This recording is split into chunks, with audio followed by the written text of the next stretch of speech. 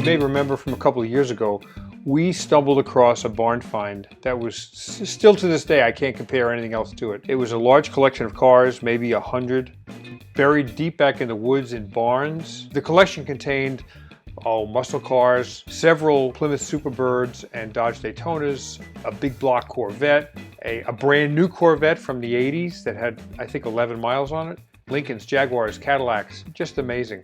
From that episode, there were a number of cars we didn't have the time to feature because of time constraints for the video. So we thought that during this time of coronavirus that we can't travel, that we'd go back into the archives and feature some of the cars that we were not able to feature the first go around. So I hope you enjoy it. Now is this a Hemi car? Yeah, it's got twin 4 barrels of Hemi. Oh man. Holy mackerel. I got the radiator out in it. So is that a 392? 392. 392 2.4 box. Can you imagine that? Wow. So what kind of condition was this in when you got it?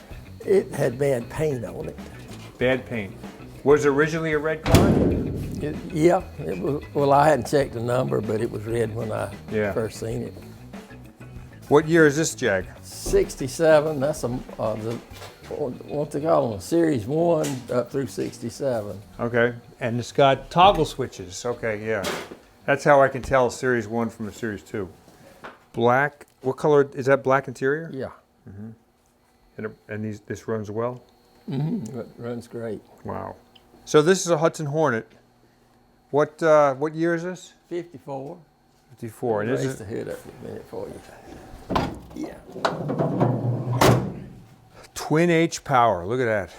So this is the car and the engine that was made famous in NASCAR. 2 carburetors, straight 8, very powerful. No, that's a 6. That's a 6. Okay. Yeah. And what was the horsepower? I think it was less than 200. Because Ford had about 110, I think, during that time, right? See, Hudson had this step-down design. When you got in the car, you actually stepped down. If you look at it, the floor went down and gave the car a lower center of gravity. So the car didn't have to be as tall as other cars on the road because the floor was lowered.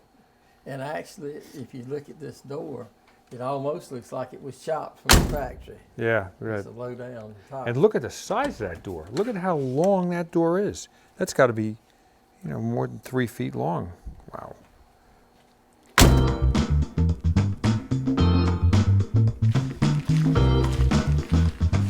So what cars are interesting in here? The Chrysler Imperial is, what year is that car? 58. Your father bought it new? Well, he bought it as a demonstrator, yeah. Demonstrator. We traded that D500 Dodge in on it. And so did you drive this car to high school? Drove to high school, yeah. This was your high school car? Yeah. Wow. These taillights are called sparrow strainers.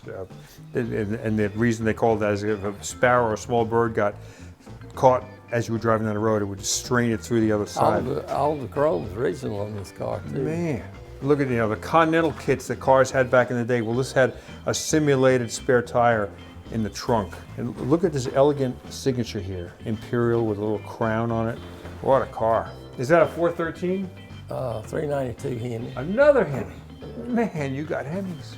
Look at the upholstery in that thing. That's original? That's original. Holy, it's like a brocade. Look at that. Look at that dashboard. It's like Star Trek. That's an amazing car. So your father bought this one new? Yeah. In 1948. 1948. One owner. Yeah, one owner. Never been sold. Man. So it's a Hudson Hornet Coupe. Look at that sticker on the window. That's been on that since the day. Buck Baker. Holy mackerel. Buck Baker wins 1953 Southern 500, which was Darlington. Buck Baker, Fonty Flock, Curtis Turner. They were the Hudson Hornet team. Isn't that amazing? Now this has got the Twin H power? No, they didn't have that until 51, 52, something like that.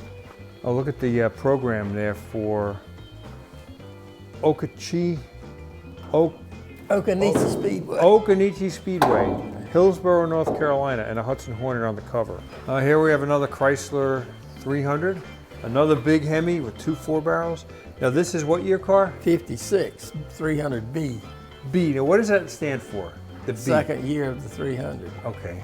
Is that a 331? 354, I think. 354, okay. But anyway, this is like the one that Tim Flock drove with the monkey in it. Tim Flock was a NASCAR driver who was as much a showman as a driver. He was a championship driver, but he also used to occasionally have a monkey in his car. And it was a race car like this that he would race with a monkey. He had a little driver suit, a little helmet, and a little seat. Tim Flock's monkey's name was Jocko Flocko. And actually, some of the drivers didn't want him in there because they said he could open the door and see where they had a hole cut in the floor where he could check the front tire. Is that an automatic push button? Yeah. Boy, that's some rare stuff here. All right, here's another homologation car. Yeah, it had a sloped front and a different wing on it. See, homologation is a term that is used for requiring a certain number of street cars to be manufactured and sold to the general public before a similar car like that can be put on the racetrack. So over there, we have a Torino Talladega, we have a Cyclone, here we have a Pontiac 2+2, and in the other building there was a Monte Carlo with a slant back. So it was Pontiac Grand Prix, I think it was called a 2+2, and it included this wing. 2+2's on the door, I think. Yep, a slanty back window instead of a notch back, and an extended nose, which gave it better aerodynamics. But other than that, it was a stock engine, you know, just a regular old car. During our tour with Billy, his knee started to hurt him. So his wife, Carol Lee, was kind enough to take over for Billy for the rest of our tour. That was my car. The Pinto? Yes. I'm a Pinto person. It's one of the only car I think I ever picked out by myself. You buy it new? We bought it new. Wow. And Watch your feet here. Yeah, I drove it for several years, and then Billy called me at work and said, bring the car home, I've traded it. And so he sold it, and then we got it back. Wow. He says he's going to restore it, but it's way down on the list. I love Pintos. I used to race I one. loved my Pintos. I didn't know they had that much power. Now here's something I know dangerously little about. 1969 Camaro Z28. And what else do we have here? There's a pile of stuff there. It looks like a sports car, probably an MGB or an MG Midget back in the corner. So if we were at an average place, I'd run over and look at that midget, but there's so many other things to look at here. I'm not going to look at it. Now look at the size of this Lincoln. This is probably a 40 Lincoln Continental. No, 40 Lincoln, probably not a Continental. But look at the size of this thing. This is a two-seater car. It's a three-window coupe. It's got one window on each side and then the back window. So it's a three-window coupe. Look at the size of this trunk. The roof ends here, but the trunk ends way back here. So there's probably 6 feet difference. A little passenger compartment there where 2 people sat. So this huge vehicle hauled 2 people around. So we're all over the map here as far as cars. This is one that I could really fall in love with. It's a 63 Ford Fairlane 500 sport roof. They started off just for a little while with a 221 cubic inch, then developed a 260 for a little while, and then it became the 289 and ultimately the 302. But just a nice, tidy little car. That motor wound up in the early Cobras.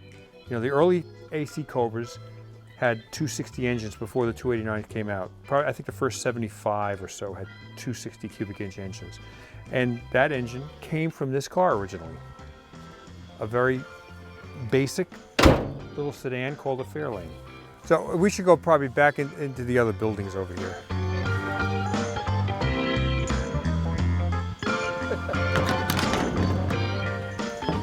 Oh, a nice Jaguar.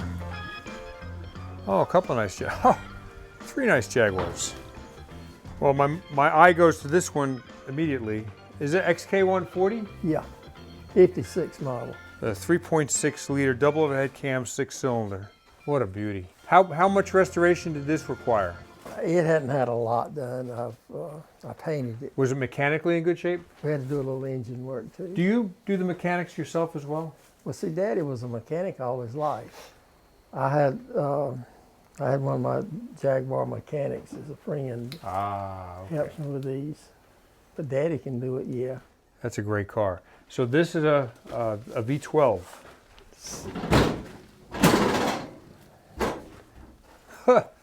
What a monster. Let's see, get that flashlight. Come on. Boy, it's got a hood full. How's this run? Runs great. It's a low mileage car. 4 carburetors, double overhead cam, V12 motor. Man. And then we have a Jaguar sedan over here. Is that a Mark II? I forgot. 240. That's a little Jaguar. The motor looks just like the other 6s, but it's Yeah. a small one. I love it, yeah. And is this a right-hand drive? Look at that. With a 4-speed. That's had nothing done to it. It's just the way I found it. Just like with this paint. Yeah. Just like, so it's a right-hand drive with a 4-speed. Is that overdrive as well? Yeah. Very nice. They used to race these in Europe in the saloon class. All right, more cars. How do you like that? Oh, very nice El Camino. Wow, look at that. It's got the factory accessory hubcaps on there. Oh, it's a big block, a 396. That is sweet. A 396 El Camino. It looks like a 66 automatic, bucket seats. That's a sweetheart. Wow, I could drive that car. Oldsmobile 98. Boy, he did find unusual cars, you know that? I mean, this could be a 4-door, but no, he didn't want a 4-door. He got a convertible. A Studebaker with the door open. So that's, I don't know if that's a Golden Hawk, probably not, but maybe it is. This is amazing that we're walking by cars that on a normal episode, we would spend a half hour looking at that car, salivating over it if we found it in Northern California or Texas. Wow, look at that 55, it's great. But here, there's so many other cars that are around it, we just walk by it and mention, oh, this is a 55 convertible. I feel guilty about not paying attention and giving credit to these cars, but you know, that'd be an amazing car no matter where we found it, except here, it's just another car. Because there are other cars that are just like over the moon. Oh, I almost drove my 39 Ford here today, the Woody, but in the rain, Woodies are not good in the rain. Oh yeah, we'll go down there too. Jeez, it's almost too much to take in. This 2 episodes. There we go, okay. Okay, so just more cars of Billy's eclectic taste. Another Chrysler 300, 57, I guess 300. Next to a Jaguar Xj12l. This is a beauty. It looks like about a 64 Thunderbird, convertible, black. Well, this is the Roadster. So you have a black car with black and white interior, black convertible top, but it's got the fiberglass cover in the back. So when this convertible top came down, this covered over the rear seats and gave it this speedster look, almost like a Porsche Speedster. Chrome wire wheels. This car, I mean, if this were washed, I can't imagine how fabulous it would look. 58 Chevys, you know, for a long time I walked past 58 Chevys looking for 57 Chevys and 55 Chevys, 56 Chevys. But now 58 Chevys have kind of come onto their own, and I've really learned to appreciate them. There's a 2-door hardtop, and there's a convertible, an Impala convertible. Now let's see what, they had interesting motors. You could get a 6-cylinder, you could get a 283, or you can get a 348. And this one's got a 348. You can tell it's got these heads that kind of go in and out, valve cover, and 3 2-barrels. So this was the high performance version of the day. I don't know what kind of transmission it's got. It looks like an automatic. And this engine was kind of the basis for an engine that came out a few years later. The Beach Boys sang a song about, 409. A 409 was an engine. She's a real fine, my 409. Well, this is the basis. The 409 started out as a 348 and was built larger. This is probably a beautiful car. The paint on here is probably fabulous. And here is a 58 Chevy Impala convertible. Black, white top, automatic on a column. It's got kind of a tricolor interior, which is really cute. And let's see what motor this has in it. So that's got a 283. So that's got the smaller V8. That car had the big V8. That was the biggest V8 you could get in that car. And this had the 283, which was the smaller V8. You could also get a 6-cylinder in here. So this, when I talked to Billy about this Corvette, I forget what year it is, probably 68 or so. It's got or maybe 69. It's got a 454 and it's very built. I remember him told me it's a very built engine, very powerful. 4-speed, and this is a convertible, so it's got a hard top that lifts off. Nice car. And nice thing about a Corvette, they don't rust.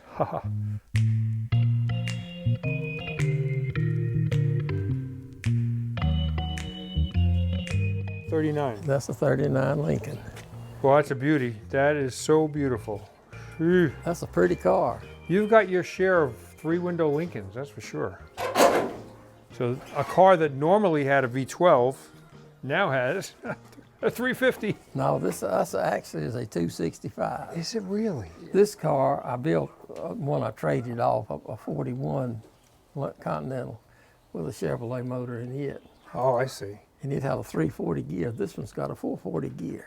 But you see, it's got these old big tires on it. Yeah, so it equals out. So I drove it to Florida, and it actually got better gas mileage than the 41 with The 12? no, it wasn't a 12. It was a V8 Oh, V8. 305. So that's got an adapter going to the original transmission? Yeah, just adapter ring. I could unbolt it and bolt the, Well, that's a nice swap. open the door and look inside it. Oh, is that beautiful? Look at that speedometer. Beautiful. What a dashboard. It's like a jet plane. You see the gear shifts is coming out over there on the side. Yep. That's all stock. 39,000 miles. Is that original, you think? Oh, I got no idea about that. Yeah. That's beautiful. Billy and Carolee have so many cars we couldn't show them when we first aired the episode a couple of years ago. Hope you enjoyed this part 2 of a trip to their house. He certainly had an amazing eclectic collection of cars that he truly loved. Did not buy them as investments. He bought them because he loved them. I want to thank Billy and Carolee for allowing us access to their property. Happy hunting.